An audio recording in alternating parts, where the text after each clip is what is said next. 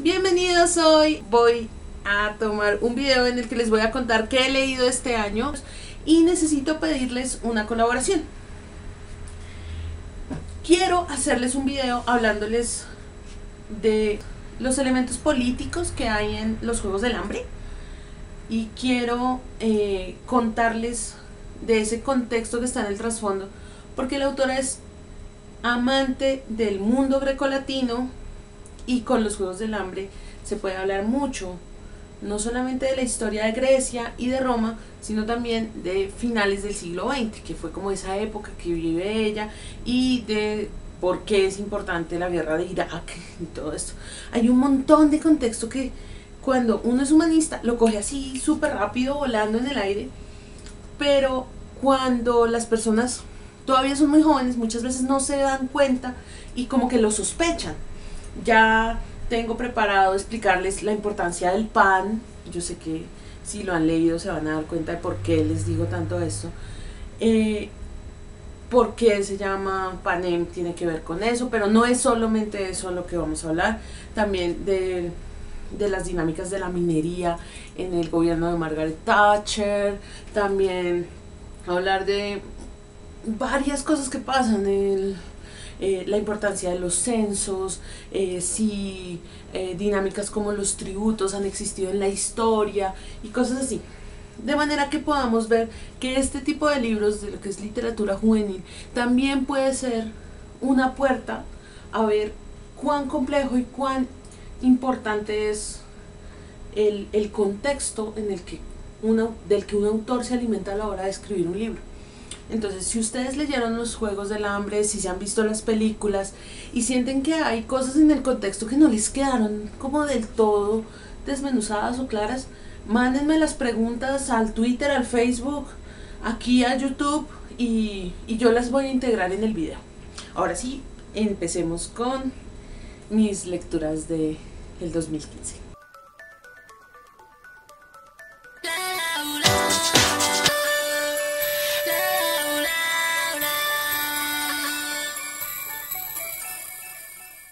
El primer libro del que les tengo que hablar es El Silmarillion. El Silmarillion lo leí 2 veces y es una recomendación que les hago. La primera vez lo leí sin fijarme en los nombres de ningún personaje ni de ningún lugar. Yo sabía que el Silmarillion en ese sentido es casi como la Biblia, o está inspirado en la Biblia, entonces tiene muchos lugares y tiene muchos nombres de elfos, de enanos, de humanos, de dioses, y que era muy posible que yo me perdiera. Entonces lo que he hecho es leerlo sin ponerle atención, y luego en una segunda lectura, ya teniendo claro el contexto del libro, ya teniendo claro qué es lo que va a pasar y todo esto sin perderme en la historia, ahí sí me fue más fácil hacerle seguimiento como a los mapas y a los árboles genealógicos, que son un montón. Lo segundo que leí fue la trilogía, los 4 libros de la saga de Divergente. En esta saga, una cosa de la que me di cuenta gracias a las reseñas es que no era buena idea leer primero Leal y luego 4, sino al contrario, leer primero 4. Entonces cambié el orden y es una recomendación. Leí primero Divergente, Insurgente, 4 y ahí sí Leal. De forma que ya me acostumbré a la voz de 4, y cuando llega en Leal y es narrado por los 2 personajes protagonistas, no me dio tan duro. De esta saga se ha dicho cualquier cantidad de cosas. A mí me gustaría hablarles un poco de la importancia que tiene el que la autora sea una psicóloga. Si en algún momento hablamos de Divergente, me parece que es un buen libro. Me parece que tiene elementos muy interesantes de desarrollo de personajes. Me parece que no es una buena distopía o un buen, en términos políticos no me parece ni de ficción. Me parece que el gran aporte de ese libro son sus personajes. El libro más malo que me leí este año, a ese le puse 1 estrella en Goodreads, es El castigo de la bella durmiente de Anne Rice. En este libro ella se autodenomina Roquelaure, creo que sería como se pronuncia.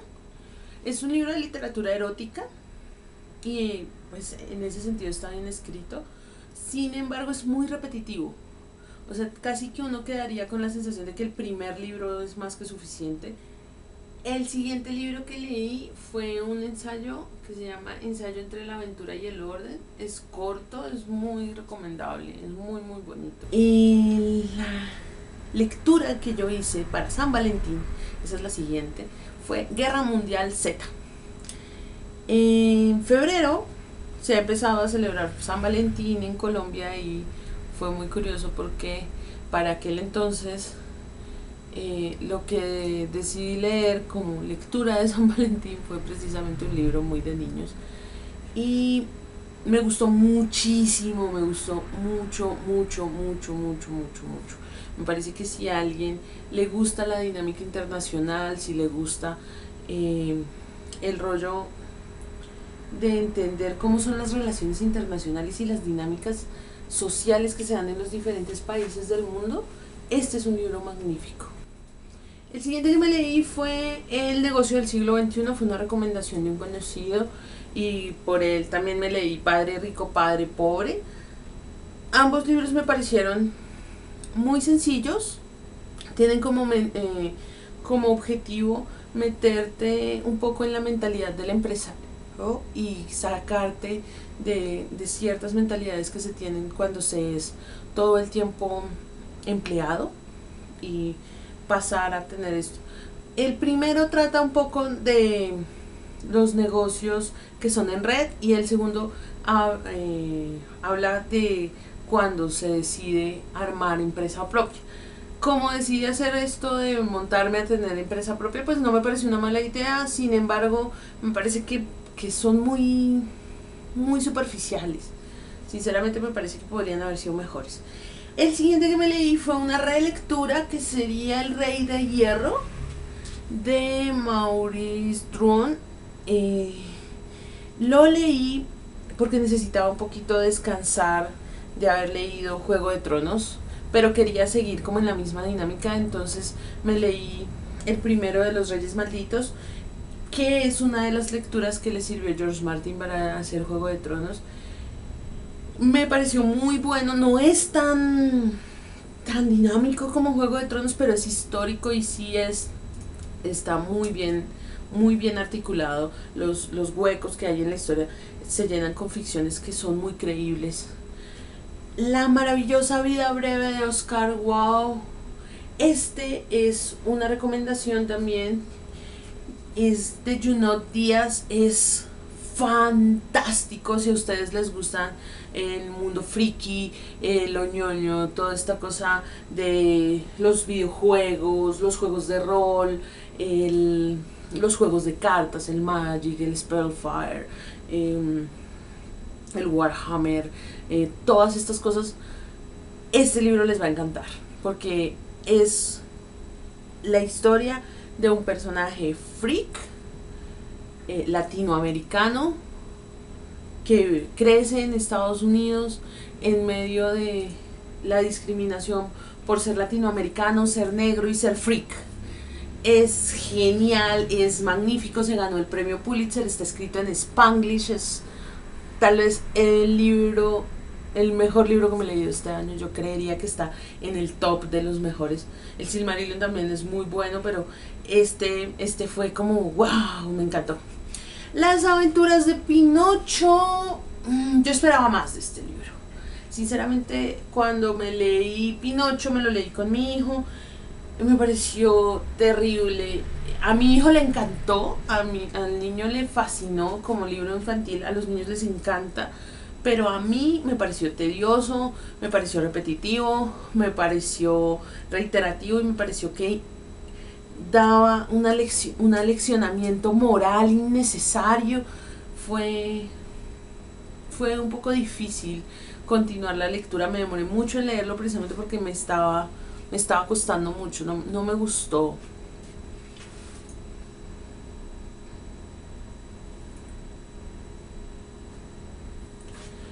cosas raras que se oyen en la librería, aquí les voy a dejar un video que hice, o aquí en la i les voy a dejar un video que hice sobre esa lectura. Yo creo que les va a encantar, es muy divertida.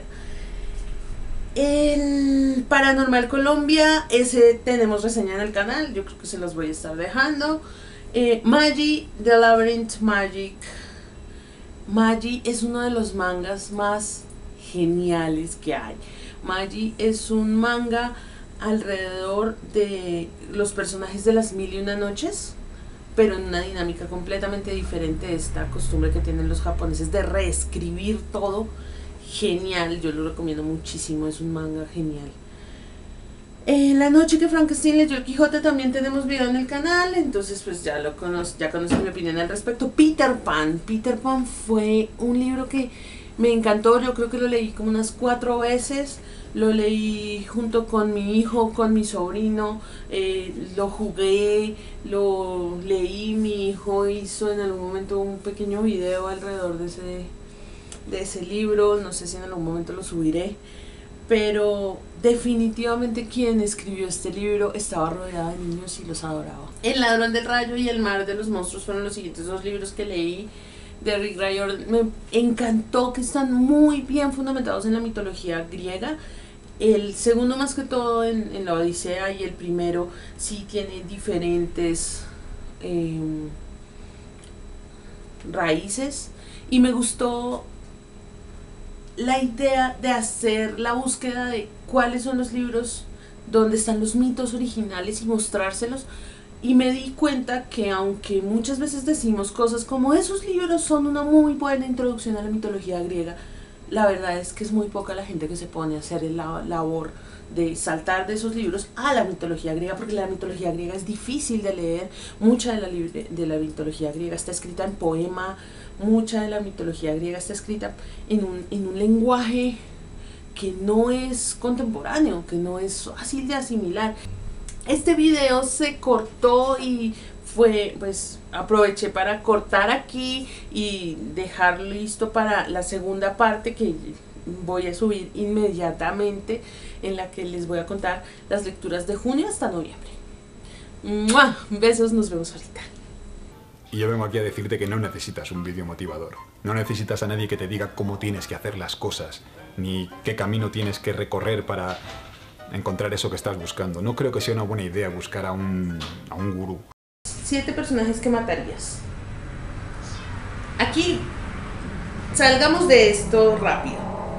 Frodo, Harry Potter, Cersei Lannister, Eragon, Agamenón de la Ilíada, Pinocho, hasta aquí con Pinocho, y Luis de Entrevista con el Vampiro. No quiero dar explicaciones.